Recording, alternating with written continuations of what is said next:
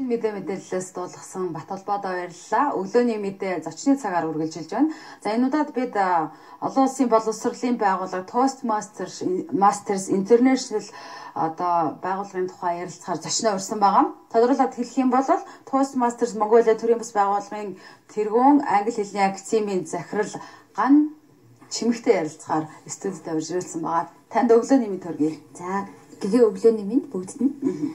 Тэгэхээр хоёулаа энэ 90 жилийн түүхтэй маш олон улсад бол салбартай олон гишүүнчлэлтэй энэ боловсролын байгууллагын тухайд ярилцах гэж байна.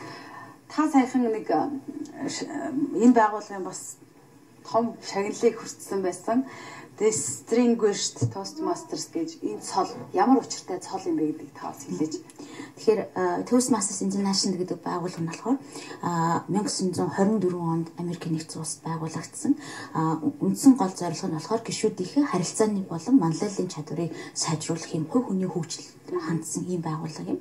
Тэгээ сая энэ 2016 оны 1 сард би Distinguished Toastmasters буюу Toastmasters гэдэг энэ байгууллагын хамгийн дээд шагнал болох Гарамгай Toastmasters гэсэн юм. Гарамгай Toastmasters. Монголоор орчуулбал Гарамгай Toastmasters гэсэн ийм шагналыг хүртлээ. Тэгээд бид нэр 2010 онд анхныхаа клубыг Монголд байгуулж ирсэн. Өнөөдөр 6 дахь жилдээ явж байна. 6 үндсэн клуб ажиллаж байна. Тэгэхээр энэ цолыг хүртэхэд 5 жилийн бидний хамгийн анхны Toastmasters Distinguished Toastmasters болж Монгол хүн хамгийн анхны Toastmasters болж байгаа онцлог юм. Тэгээ булган сүлтэй байгаад бас араараас олон Toastmasters-ыг төрүүлнэ. Тэгэхээр энэ Toastmasters International гэдэг боловсролын байгууллага маань бол ер нь бол 12,000 гаруй клубтэй, ер нь бол 260 гаруй мянган гишүүнтэй юм байна дэлхийн дээр. Тэгэхээр Монголд анхных нь клуб байгуулсан. Нэг л байгаа. Үгүй. Монголд 2010 онд бид Toastmasters Монгол гэдэг клубыг байгуулсан. Одоогоор бол бид нэг 200 гаруй гишүүдтэй 6 клуб ажиллаж байна. 6 клуб ажиллаж байна. Байгууллага дээр албан байгууллага дээр, сургууль дээр эсвэл олон нийтэд нээлттэй гэсэн ингэж байгуулж болдог. Тэгэхээр одоо 2 олон нийтэд нээлттэй клуб, 4 байгууллага дээр суурилсан клубүүд ажиллаж байна. Тэгэхээр уулын байжуул Эрдэнэт үйлдвэр дээр байна.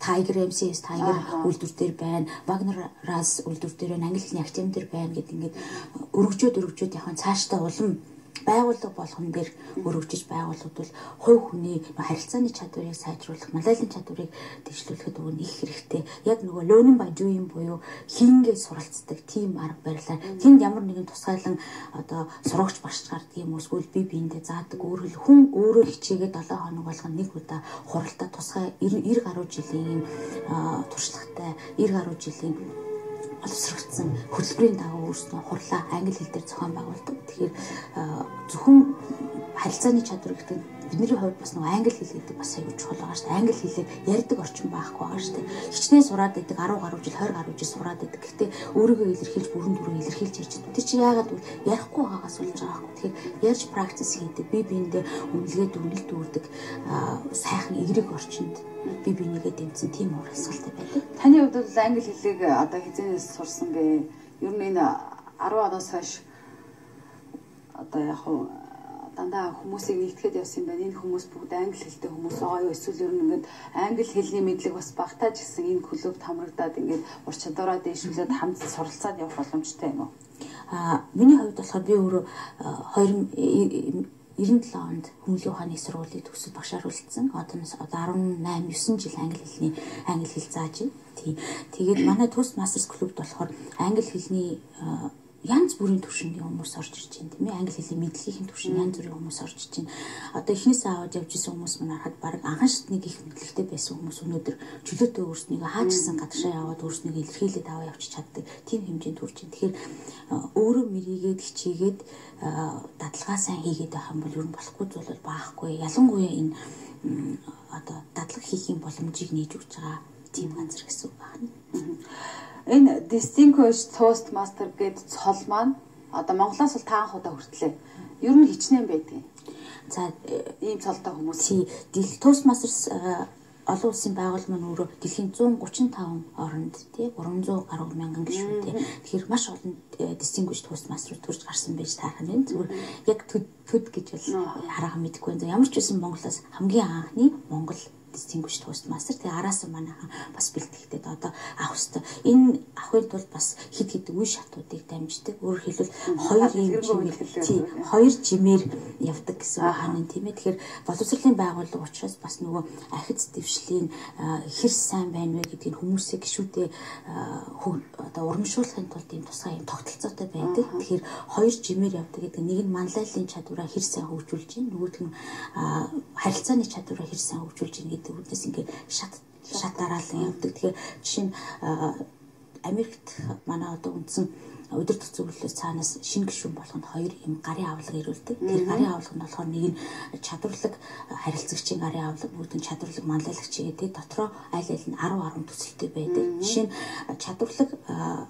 харилцагчийн одоо communicator гэж байгаа байхгүй. Тэг харилцагчийн гарын авлагт болохоор 6 дугаар төсөл хийхэд бол дууны өнгө хоолойгоо яаж зохицуулах вэ? Яаж олны өмнө хүмүүстэй ярихдаа яаж хоолойгоо анхааруулж тий бас давхарч илтгэж болно ч гэдэг юм уу? Эсвэл одоо 6 гэхэд 7 гэхэд одоо жишээ нь судалгаагаа тухайн бэлдэж байгаа илтгэлийнхээ сэдвийг хэрхэн сайн яг үндстэйгээр сайн судлах уу гэдэг юм. Гэх мэтэр ингээ олон зорилготой орж тэрийг биелүүлэхээр чадварлаг communicator гэдэг шагнал авч байгаа байхгүй. Тэгээд цаашаа advanced communicator bronze гэдэг silver гэдэг gold гэдэг ингээ явчихдаг. Тэгэхээр тус одоо шинэ телевизэд яаж ярьцлага өгөх үү гэдэг manual бас байгаа байхгүй. Тэгэхээр тэрний дагуу тэр өөрөө захиалж аваад тэрнийхээ дагуу илтгэлүүдээ эсвэл өөрийгөө хөгжүүлэх ингээд цаанаасаа угаасаа одоо боловсруулагдсан програмаар л одоо өөрийгөө хөгжүүлэх гэсэн үг.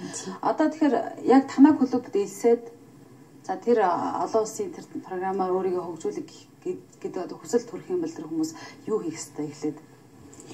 Тэгэхээр түрүү хэлсэн Монголд бол одоо 6 клуб байгуулагдсан ажиллаж байгаа гэсэн. Тэгэхээр хамгийн түрүүнд эхлээд Toastmasters гэдэг одоо энэ манай олон улсын байгууллагын вебсайт руу ороод энэ мэдээллийг авч болно. Манай пэйж ажиллаж байгаа Toastmasters Монгол гэсэн Toastmasters Mongolia гэсэн пэйж ажиллаж байгаа. Тэрнлөө ороод мэдээллүүд аваа бид нартай холбогдоод манай хурлуудад хүрэлцэн ирж сууж сонирхож үзэж болох нь байна. Аяндаа өөрснөө сайжраад ирэхээр байгууллага дээрээ сургууль дээрээ байгуулж болно гэсэн. Уг нь бол монголчууд бидний хувьд болохоор нөгөө дистрикт гэдэг тийм харьяал нь одоохондоо байж байгаа байхгүй. Нэг 90 клуб байгуулагдвал дистрикт болоод бие даагаад олон улсад олон улсаас сургалтаа авч чаддаг болно. Бас уралдаан тэмцээнд оролцсон, чуулга уулзалтуудад оролцох тийм боломж нэгж байгаа. Бидний хувьд болохоор хараахан одоохондоо дистрикт болж амжаагүй. Тэгэхээр ууг нь бол маш бага зардлаар англи хэлийг сайжруулаад, харилцаагаа сайжруулаад, баг бүрдүүлэлт, манлайлалын ажилтнуудынхаа болон одоо сурсныхаа манлайлалын чадварыг сайжруулах ийм боломжийг олгож байгаа байгууллага юм л да. Энэ бол ашигын бас байгууллага. Та бол сая бас хамгийн дээд шагналыг авсан юм чи энэ бол тодорхой хэмжээнээс өөрчлөлт одоо манай Монголын энэ одоо клубд илсэн хүмүүсүүдийн хувьд за илсгэж байгаа, суралцж байгаа хүмүүсүүд өөрчлөлт гарна гэж би ойлгож байгаа байхгүй. Тэгэхээр яг ямар өөрчлөлт гарах вэ? Одоо ийм хамгийн дээд цол зэрэгтэй хүн одоо удирдаад явахлаа бас өөрчлөлт гарах л байна. Тэгэхээр үнэхээр 2010 онд байгуулснаас хойш одоо өнөөдрийн тэр үед байсан ганчмыг өнөөдрийн ганчмыг хоёрыг харьцуулах юм бол асар их одоо ялгаа гэдэг юм уу тийм өсөлт дэвжил хөгжлийн ялгаа гэдгийг өөр дээрээ хувь хүн дээрээ бол бичиж мэдэрч байна л да. Toastmasters-ийн хэдэн орны одоо Toastmasters-ийн хуралд оролцож ийлээ. Бид нэр 2015 оны 10 сард үндэсний чуулгана анх удаага зохион байгуулсан. Орос, Казахстан гэх зөндөө олон улсууд орнуудад байгуулагдсан боловч тэд нар бас л үндэсний чуулгана, үндэсний хэмжээний чуулгана зохион байгуулж харах хэмжээгүй л хахад бид нэр одоо хамтдаа бүгдээрээ ийм санаа нэгдээд гэдэг шиг тийм ээ байгууллага зохион байгуулад маш сайхан сургалтууд зохион байгуулагдсан анхны Toastmasters-ийн одоо илтгэлийн уран илтгэлийн тэмцээний бид нар амжилттай зохион байгуулсан аварга шалгар болсон. Тэгэхээр маш олон амжилтуудыг хувь хүний талаас ч яг одоо Toastmasters гэдэг энэ байгууллагынхаа хувьд бид нар асар их хөгжиж байна гэж хэлмээр байна. Олон улсын энэ байгууллагт гишүүнчлэлээр ороод өөрийгөө хөгжүүлээд англи хэл сураад ингээ харилцаа одоо бүхэл талаараа хөгжиж ирсэн. Яг хувь хүний хувьд яг нөгөө нэг зохион байгуулалт талаасаа ч юм уу яг гардаг тэр өөрчлөлт давуу тал нь юу гэдэг юм бэ? одоо энэ англи хэлний мэдлэгээ дэвшлүүлэхээс гадна ямар өөрчлөлт удах вэ? Эерэг өөрчлөлт гэдэг нь өөрөөр хэлбэл одоо Toastmasters Монгол гэх клубыг авахд салбар бүрийн залуучууд орж иж, салбар бүрийн хүмүүс орж иж байгаа байхгүй. Тэгэхээр тэнцэнээс олон найз нөхдөд болж байна. Би бинийгээ дэмждэг, нөгөө би бинийгээ урамшуулдаг, дэмждэг тэр сайхан зүйлийг бас мэдэрч байгаа. Хамт олон гэж чинь тий салбар бүрийн. Тэгээд нөгөө илтгэлүүд нь жишээ нь одоо миний дүү манад орлоо гэхэд яаж одоо жишээ телевиз өмнө би одоо яаж нэвтрүүлэгт яаж биеэр сайхан оролцох гэдэг юм уу. Энэ талаар жишээ нь илтгэлээ бэлдээд орлохыг бид нар тэр талын мэдээлэл авчиж байгаа гэсэн үг аана ш. Тэгэхээр салбар хувь хүнийхээ зөвхөн өөрөө яриад хасаад бусдыгаа сонсдог болж сурж байгаа. Тэгэхээр ерөнхийн нөгөө outlook гэж ярьдаг да тийм прогнозор тэрийг бас нэмэгдүүлж байгаа. Эмчнэр байна, манай их сургуулийн багш нар байна, олон улсын байгууллагад ажилладаг хүмүүс байна. Янз бүрийн төрөл бүрийн салбарын хүмүүстэй бас нэгдэн нийлж гадны хүмүүс бас ирж хуралд маань оролцдог тийм нийт спикер төрлөх хэлтнүүд бас оролцдог. Тэгэхээр олон талаас харах өнцгтэй, олон талын мэдлэгтэй хүн сонсдог бас ийм сайхан чадрууд бий болдог юм байна. 7 хоногт клуб нэг удаа гэлөө.